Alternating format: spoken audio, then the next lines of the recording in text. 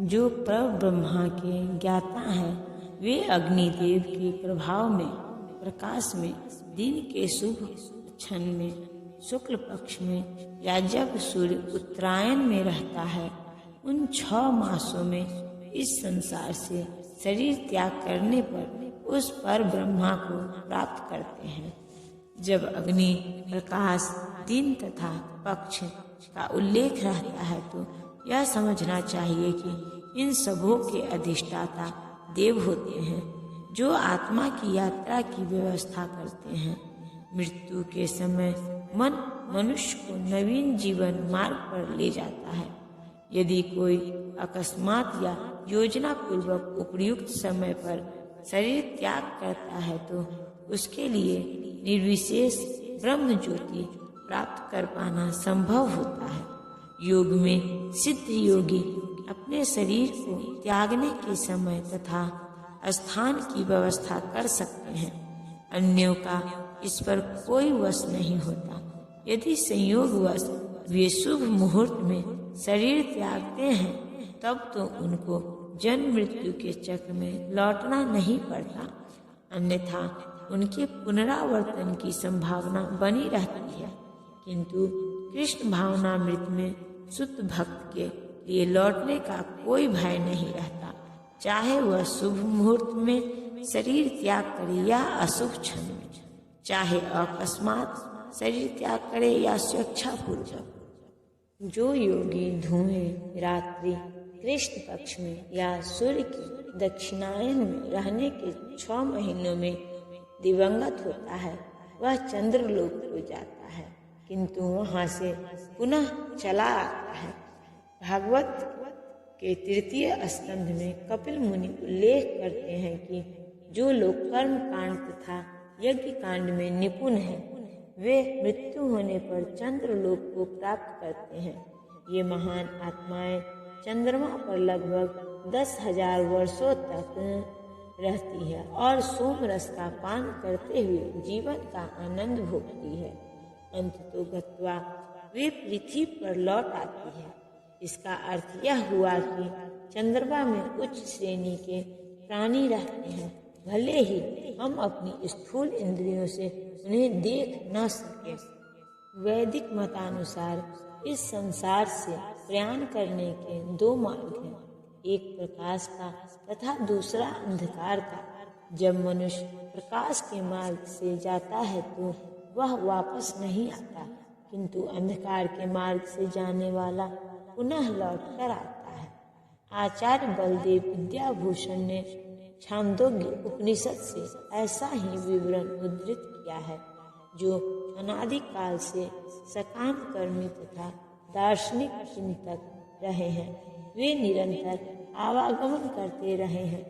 वस्तुतः उन्हें परम मोक्ष प्राप्त नहीं होता, क्योंकि वे कृष्ण की शरण में नहीं जाते। हे अर्जुन, यद्यपि भक्तगण इन दोनों मार्गों को जानते हैं, किंतु वे मोहग्रस्त नहीं होते।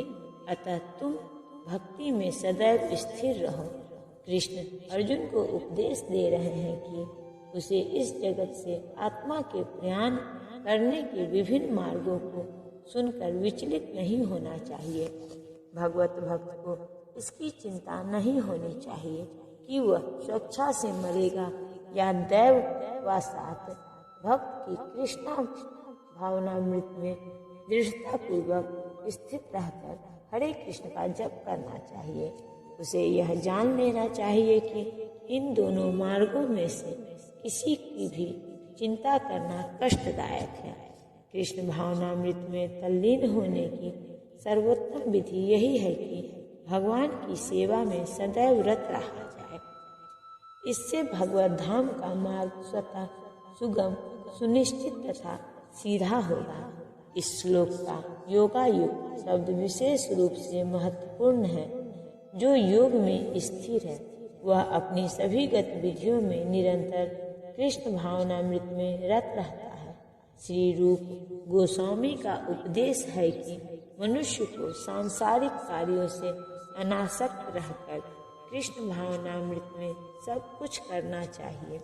इस विधि से, जिसे युक्त वैराग्य कहते हैं, मनुष्य सिद्धि प्राप्त करता है। अतएव भक्त कभी इन वर्णनों से विचलित नहीं होता, क्योंकि वह जानता रहता है कि भक्ति के कारण भगवत धाम तक का उसका प्रयास सुनिश्चित है। जो व्यक्ति भक्ति मार्ग स्वीकार करता है वह वेदाध्ययन, तपस्या, दान, दार्शनिक तथा सकाम कर्म करने से प्राप्त होने वाले फलों से वंचित नहीं होता। वह मात्र भक्ति संपन्न करके इन समस्त फलों की प्राप्ति करता है और अंत में परम नित्य धाम को प्राप्त होता है। यह श्लोक 7वें तथा 8वें अध्यायों का उपसंहार है, जिनमें कृष्ण भावनामृत तथा भक्ति का विशेष वर्णन है। मनुष्य को अपने गुरु के निर्देशन में वेदाध्ययन करना होता है। उन्हीं के आश्रम में रहते हुए तपस्या करनी होती है। ब्रह्मचारी को गुरु के घर में एक दास की भांति रहना पड़ता है और द्वार द्वार भिक्षा मांगकर गुरु के पास लाना होता है। उसे गुरु के आदेश पर ही भोजन करना होता है और यदि किसी दिन गुरु शिष्य को भोजन करने के लिए बुलाना भूल जाए तो शिष्य को उपवास करना होता है। ब्रह्मचार्य पालन के ये कुछ वैदिक नियम हैं। अपने गुरु के आश्रम में जब छात्र 5 से 20 वर्ष तक वेदों का अध्ययन कर लेता है तो वह परम चरित्रवान बन जाता है। वेदों का अध्ययन मनोधर्मियों के लिए, मनोरंजन के लिए नहीं, अपितु चरित्र निर्माण के लिए है। इस प्रशिक्षण के बाद ब्रह्मचारी को गृहस्थ जीवन में प्रवेश करके विवाह करने की अनुमति दी जाती है। गृहस्थ के रूप में उसे अनेक यज्ञ करने होते हैं, जिससे वह आगे उन्नति कर सके। उसे देश, काल तथा पात्र के अनुसार तथा सात्विक, राजसिक तथा तामसिक दान में अंतर करते हुए दान देना होता है। जैसा कि भागवत गीता में वर्णित है, गृहस्थ जीवन के बाद वानप्रस्थ आश्रम ग्रहण करना पड़ता है, जिनमें उसे जंगल में रहते हुए वृक्ष की छाल पहनकर तथा क्षौर कर्म आदि किए बिना कठिन तपस्या करनी होती है। इस प्रकार मनुष्य ब्रह्मचर्य, गृहस्थ, वानप्रस्थ तथा अंत में संन्यास आश्रम का पालन करते हुए जीवन की सिद्धावस्था को प्राप्त होता है। तब इनमें से कुछ स्वर्ग लोक हो जाते हैं और यदि वे और अधिक उन्नति करते हैं तो अधिक उच्च लोकों को, या तो निर्विशेष ब्रह्म ज्योति को, या वैकुंठ लोक या कृष्ण को लोक हो जाते हैं। वैदिक ग्रंथों में इसी मार्ग की रूपरेखा प्राप्त होती है, किंतु कृष्ण भावनामृत की विशेषता यह है कि मनुष्य एक ही झटके में भक्ति करने के कारण मनुष्य जीवन के विभिन्न आश्रमों के अनुष्ठानों को पार कर जाता है। इदं विद्युता शब्द सूचित करते हैं कि मनुष्य को भगवत गीता के इस अध्याय में तथा 7वें अध्याय में दिए हुए कृष्ण के उपदेशों को समझना चाहिए। उसे विद्युता या मनोधर्म से इन दोनों अध्यायों का समझने का प्रयास नहीं करना चाहिए, अपितु भक्तों की संगति से श्रवण करके समझना चाहिए। 7वें से लेकर 12वें तक के अध्याय भगवत गीता के सार रूप हैं।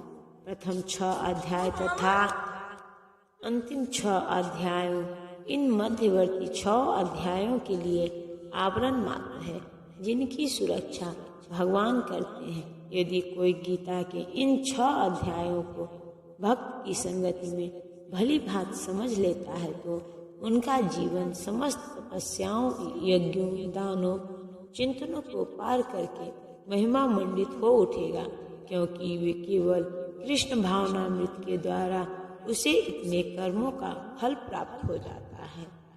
जिसे भगवत गीता में तनिक भी श्रद्धा नहीं है, उसे किसी भक्त से भगवत गीता समझनी चाहिए, क्योंकि 4थे अध्याय के प्रारंभ में ही कहा गया है कि केवल भक्तगण ही गीता को समझ सकते हैं। अन्य कोई भी भगवत गीता के अभिप्राय को नहीं समझ सकता। अतः मनुष्य को चाहिए कि वह किसी भक्त से भगवत गीता पढ़े, मनोधर्मियों से नहीं। यह श्रद्धा सूचक है। जब भक्त की खोज की जाती है तो अंततः भक्त की संगति प्राप्त हो जाती है। उसी क्षण से भगवत गीता का वास्तविक अध्ययन तथा उसका ज्ञान प्रारंभ हो जाता है। भक्त की संगति से भक्ति आती है और भक्ति के कारण कृष्ण या ईश्वर तथा कृष्ण के कार्यकलापों को, उनके रूप, नाम, लीलाओं आदि से संबंधित सारे भ्रम दूर हो जाते हैं। इस प्रकार भ्रमों के दूर हो जाने पर वह अपने अध्ययन में स्थिर हो जाता है। तब उसे भगवत गीता के अध्ययन में रस आने लगता है और कृष्ण भावना भावित होने की अनुभूति होने लगती है। आगे बढ़ने पर वह कृष्ण के प्रेम में पूर्णतया अनुरक्त हो जाता है। यह जीवन की सर्वोच्च सिद्ध अवस्था है जिससे भक्त कृष्ण के धाम गोलोक वृंदावन को प्राप्त होता है, जहाँ वह नित्य सुखी रहता है। इस प्रकार श्रीमद् भागवत गीता के 8वें अध्याय भगवत प्राप्ति का भक्ति वेदांत तात्पर्य पूर्ण हुआ।